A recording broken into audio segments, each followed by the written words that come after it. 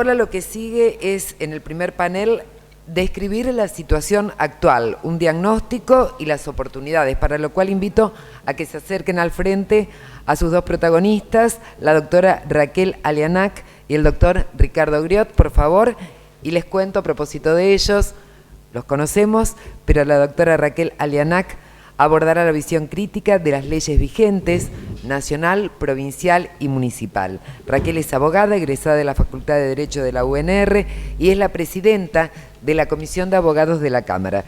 Además es profesora titular de la Cátedra de Derecho Administrativo de la Facultad de Derecho en la UNR, en la Facultad de Derecho y Ciencias Jurídicas de la UCA y también de la UCEL. Es máster de Derecho Comparado de la Universidad de San Diego en Estados Unidos. El doctor Ricardo Griot abordará posibilidades de aplicación de APP en Rosario y en la provincia. Ricardo es abogado, egresado de la UNR, director de la empresa constructora PECAMP, Sociedad Anónima, fue presidente de la Delegación Rosario de esta Cámara en el periodo 2009-2015 y actualmente es su vicepresidente primero. A nivel nacional, ocupa el cargo de vicepresidente segundo del Consejo Ejecutivo de la Cámara Argentina de la Construcción. Primer panel en marcha, entonces, arranca la doctora Alianac. Gracias. Bienvenidos. Gracias.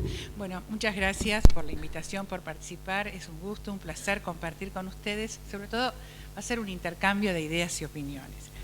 Bueno, el tema que nos ocupa hoy creo que es de relevante interés porque precisamente, como lo comentaron Franco y la intendenta, apunta a nuevos vínculos contractuales entre el sector público y privado, y esto es fundamental para la promoción de la participación privada en el desarrollo de la infraestructura económica y social.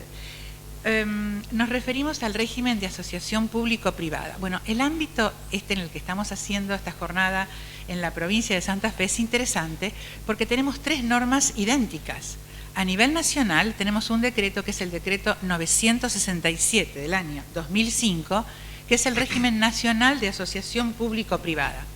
En la provincia de Santa Fe, en el año 2006, se dictó la ley 12.518, que es la ley del régimen provincial de asociación público-privada, que es idéntico al régimen nacional.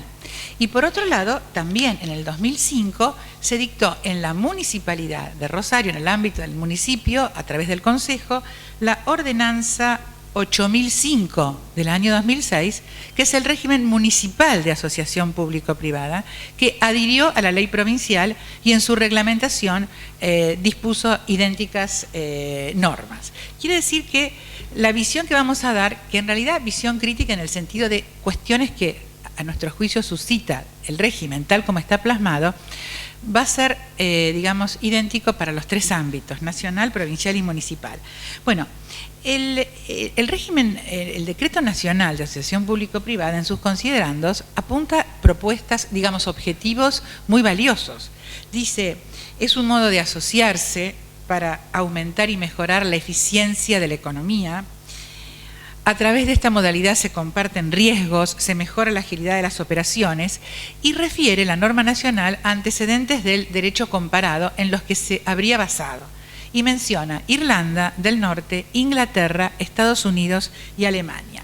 Bueno, de allí parte un poco esta idea de una visión crítica porque he chequeado los antecedentes en los que nuestras normas se basan o se han inspirado y en realidad hay algunas diferencias que creo que son las que motivarán eventualmente la posibilidad de mejorar el sistema tal como está regulado. Bueno, vamos a empezar por pensar qué tipos de emprendimientos en las tres normas, vuelvo a repetir esto de idéntico, pueden quedar involucrados en una APP, asociación público-privada, o pueden llevarse a cabo. Entonces, podemos dividir obras públicas y servicios públicos existentes, ya existentes. Bueno, puede tratarse de una APP para su operación, mantenimiento, ampliación o prestación de un servicio público sin previa ejecución de una obra pública. Y también las normas piensan constitución de asociaciones público-privadas para obras públicas y servicios públicos no existentes, o sea, nuevos. Y en ese caso, esta asociación podría ser para el proyecto, financiamiento y construcción de una obra pública, están incluidas también operaciones llave en mano, o por ejemplo para la prestación total o parcial de un servicio público, esta asociación con o sin ejecución previa de obra pública, o para la ejecución de una obra pública con prestación de servicio público o sin prestación de servicio público, para después arrendarla al Estado. En las tres normas se establecen cuáles son los principios básicos a observarse en las asociaciones público-privadas. Eficiencia en el cumplimiento de las funciones del Estado, respeto a los derechos de los usuarios de los servicios públicos y respeto a las partes privadas que están involucradas en este emprendimiento. Otro de los principios es que el Estado, o sea, el sector público, siempre va a conservar las funciones de regulación y el poder de policía. Transparencia en los procedimientos, lo que apuntó la señora intendenta, transparencia en la toma de decisiones. Y otro punto fundamental, básico, sustentabilidad económica de los proyectos de APP y la asignación de riesgos, y este es el punto, conforme a las fortalezas de cada sector, es decir, conforme a la capacidad de gestión y manejo de los contratantes y a un criterio de mayor eficiencia. Bueno, yo creo que tal como está plasmada la regulación a nivel nacional, provincial y municipal, se aleja bastante de lo que son las asociaciones público-privadas en el derecho comparado.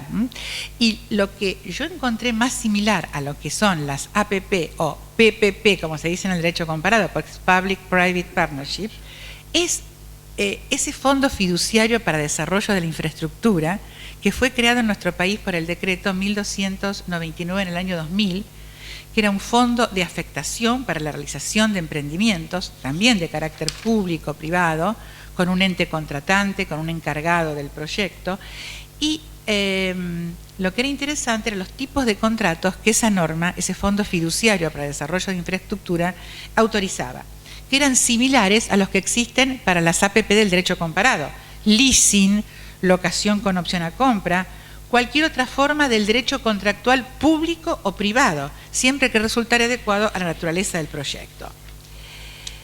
¿Cómo es el tema de las asociaciones público-privadas en el derecho comparado? Bueno, en mi humilde opinión, se trata de regímenes que tienen mucha más flexibilidad de asociación que la que está contemplada en las normas que tenemos vigentes actualmente. En algunos casos, en el derecho comparado, tipos de asociación público-privada subsumen lo que para nosotros es la iniciativa privada. Nosotros tenemos régimen de iniciativa privada separado del de asociación público-privada. Entonces, ¿qué son en el derecho comparado? Son acuerdos contractuales entre el sector público y privado, con agendas compartidas, como dijo la intendenta, con recursos combinados, con asignación y distribución apropiada de riesgos y con mecanismos de avenimiento o arbitraje para la solución de controversias. Este punto es interesante porque nuestras normas también contemplan arbitraje o mediación para resolver controversias. Bien, una de las primeras diferencias y puntos a tener en cuenta: en los tres sistemas, provincial, nacional y municipal, solamente un organismo público puede propiciar una propuesta de APP. O sea, no está prevista que sea un particular. Y este es el primer punto que la aleja del derecho comparado en el cual el decreto nacional dice haberse basado. En los regímenes comparados, no en todos, pero en bastantes, la propuesta de asociación público-privada puede provenir del sector público o también del sector privado. Bien, ese es un punto. En los tres regímenes se crea un órgano que es la Comisión de Evaluación de Asociaciones Público-Privadas. También, en mi opinión, es una burocracia existente con un procedimiento un poco lento para poder llevar a cabo esto. ¿Por qué? ¿Cómo se integra? Esa es una comisión permanente. En el ámbito nacional está integrada por el Ministerio de Economía y el Ministerio de Planificación Federal. En el ámbito provincial, los ministerios similares, el de Obras Públicas, el de Vivienda y el de Finanzas. Y en la Municipalidad de Rosario, bueno, las Secretarías de Hacienda, Obras Públicas, Servicios Públicos y Medio Ambiente.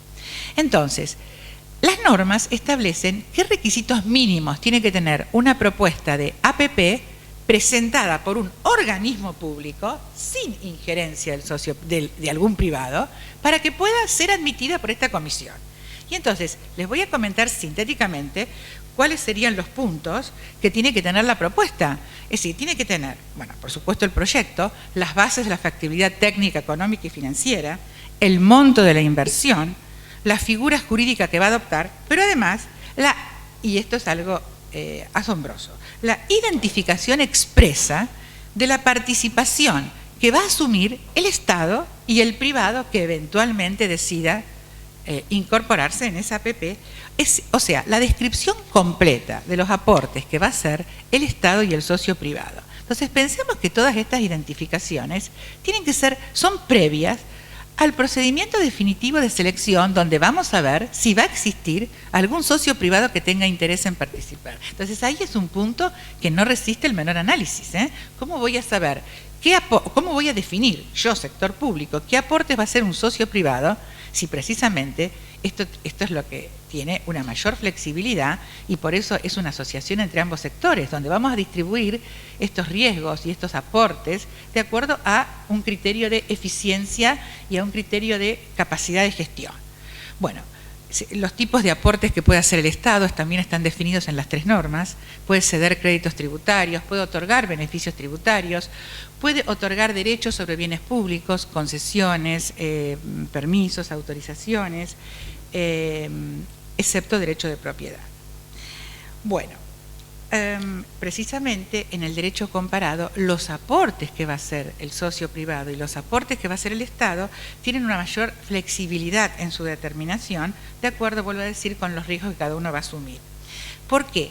Porque en el derecho comparado hay estadios previos al procedimiento de selección del socio privado. Acá está previsto: el organismo público presenta la propuesta. La propuesta, si tiene el requisito de admisibilidad, la admite el propio organismo, que es un organismo integrado únicamente por sector público. Entonces, la declara elegible, la eleva al Poder Ejecutivo, el Poder Ejecutivo la declara de interés público y la incluye en un régimen nacional de asociación público-privada, o sea, en un registro. Luego, ya vamos a ver, no se establece ningún plazo, digamos, inmediato para llamar a licitación pública o al procedimiento de selección del socio privado.